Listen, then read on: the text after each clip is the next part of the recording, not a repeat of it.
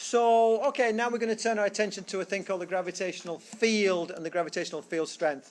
And when I first came across this, I thought this is a total waste of time. If we know the force, we know the field, you know, who cares? But it turns out that we spend more time talking about fields than we do about forces, because the force is between two specific masses, whereas the field is the effect of one mass on its environment. And if you know the field strength, you can figure out what the force of any mass you put anywhere in that field is. So it's a bit like a contour map. You know, if you're climbing a mountain, you want to know how much work is needed by you to climb the mountain. Well, you might need more work than I need because you might be bigger than I am. So our numbers will be different. So if we talked only about the amount of work, everybody would have a different map for every mountain in the world because we all take a different amount of work. But if we just talk in terms of the contour lines for the mountain, we can all look at that map and say, oh, I'd find that hard because it's this high. And for me, that's a lot of work. And you might look at it and say, oh, I would find that not so hard because I'm bigger and stronger and it's not so hard. So by having this abstraction, it enables us to be more generally interpreted by a whole bunch of different people. That's what a map is. Well, by having this abstraction, we can interpret it in terms of a whole different set of charges. So, for example, when I was working in industry, we had a product which was an electron beam product, and basically we would fire electrons off from some kind of filament emitter, and we'd want them to form a very localized spot so we could get a very intense beam. And the way we'd do it is we'd use what was called a Wiener cap, which is basically, it's like a cone of metal upon which we would put a electric potential. And that would create an electric field inside here which would focus and direct the electrons. Now, if I was worried about that charge and that electron, I would get nowhere. But if I could just take into account this thing and develop the electric field map, I could then put any charge I wanted anywhere on this map and see what was going to happen. So it's a way of generalizing about force fields. So we're going to talk about this as far as the gravitational stuff is concerned. In principle, the bottom line is your gravitational field strength is equal to the force you experience divided by your mass. So here's the mass of the Earth, here's the Earth, and here's me, and I feel a certain force, and I have a certain mass. Well, I know that my gravitational field strength, my gravitational force would equal big G, big M, little m over r squared. Well, I can define my gravitational field. My gravitational field. I'm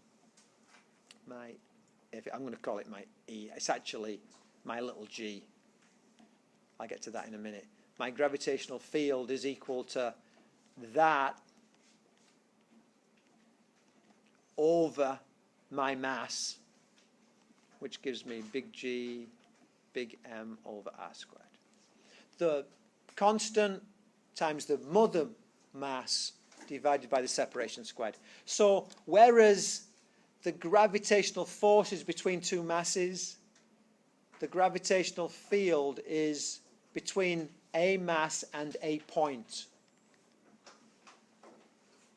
It's an abstraction. It's what would the gravitational field be at this point in space. I've not put a mass there, so there's no weight. But what would the gravitational force be there if I put something there? And I call this thing little g. And we've dealt with little g a lot. When you learn that W equals mg, that g is little g. It is the gravitational field strength at the surface of the Earth. So when you were taught it was 10 meters per second squared, numerically it's correct, but really it's 10 newtons for every kilogram. So for every kilogram of this second mass that I put here, I would get 10 newtons of force near the surface of the Earth. If I went further up, I'd get a smaller and smaller number. So that's one way of defining little g. G is equal to my gravitational force divided by the mass of the thing that's been pulled, if you like. But by doing this derivation here, I can say, well, G is also big G, the mother mass over r squared. So both of these are defining the same thing. Two ways of looking at it. You can say, oh, it's just my gravitational force divided by my mass, and that's useful sometimes. Or I can say, oh, well, you know, that's cheating. It's kind of saying the force I would feel if I was there divided by my mass if I was there. Well, my mass is my mass.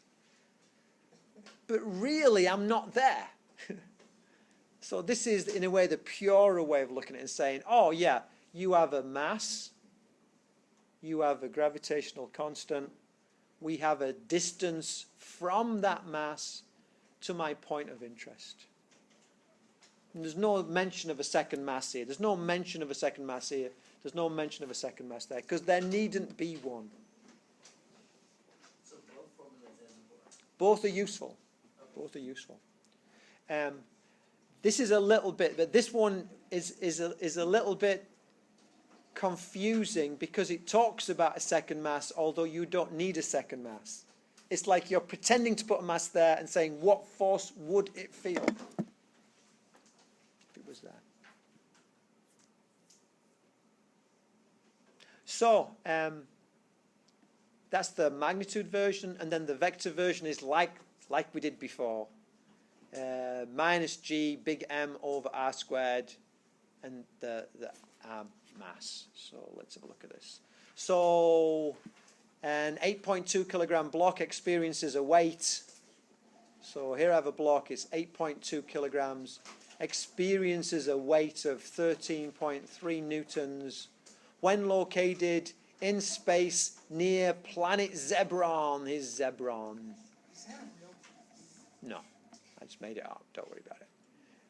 What is the magnitude of the gravitational field strength at this point? Okay, I'm worried about the magnitude of the gravitational field strength at this point. So I say, well, hold on. My gravitational field strength is equal to the weight that I feel divided by my mass. So that would be equal to the weight that I feel, 13.3, divided by 8.2. So G would equal, what would that be? Going to be 1 point something? 1.62. A. This answer A. So I said, okay, I have a mass. It's feeling a certain weight. What must the gravitational field strength be at that point where I put that mass? That's one way of thinking about it. Find the gravitational field strength on the surface of the Earth. So here's my Earth, and here's my little mass. I can say my G is equal to the force of gravity over the mass. So in this case, my G is equal to, well, it's going to be, G is equal to, that's going to be,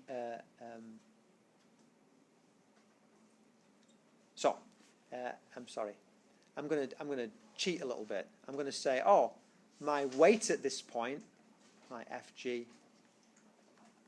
Fg is equal to m times g, agreed? W equals mg, yeah? And I've just learned that Fg is equal to big G, big M, little m over r squared. Agreed? Yeah. Is that RE the hat or the radius? I don't have an RE on here. Oh, So. up there that says. That's the radius of the Earth. Okay, Yeah. radius. So, then I say, well, these two guys must be equal to each other. So mg must equal big G, big M, little m over r squared. I want to find G. It says, find the gravitational field strength. So G is equal to big G, big M, little m, over r squared divided by little m. So this equals G m over r squared. My G, 6.67 times 10 to the minus 11. My big M, mass of the Earth, 5.98 times 10 to the 24.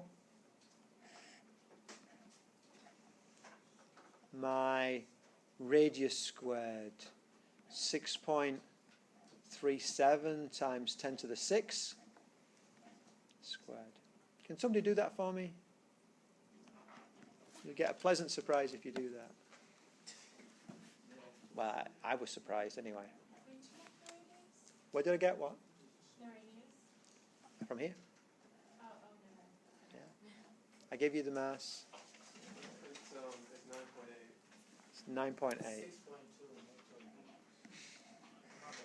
6.2. And what the unit's going to be? Well, it's Per second squared. it's newtons I think square. per kilogram. Why wasn't there R hat for this? I'm not doing a vector. Huh? I'm not doing vectors. I'm just doing magnitudes on this. Okay? So it works out. So it's consistent. I can still use W equals mg, and I can still use 9.8 or 10. Makes no difference. But I can think about it more in universal terms. What was the answer? 9.8. All right. Okay? Do we still treat gravity as 9.8 Newtons per kilogram. or 10? I'm sorry? We still treat gravity as 10 or 9.8? 10. 10? Yeah. I like 9.4 squared. Okay. Next bit. Gravitational potential energy difference. Potential energy. What's that thing to do with work and energy? What is it? Work is equal to... Mass and Well, work is force times distance. That's one thing. Yeah, I'll give you that. But I think in terms of kinetic energy and potential energy, there was this thing we learned where we did work on an object and what happened to its energy. If I do work on an object, does its energy increase or decrease? The EMI plus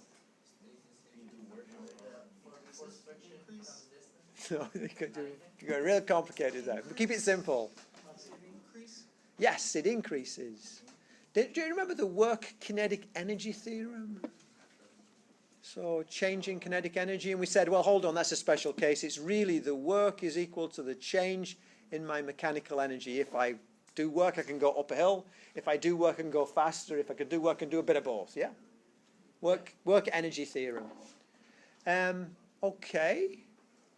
So if I do work, I can change my potential energy. Agreed? So, here's a general case.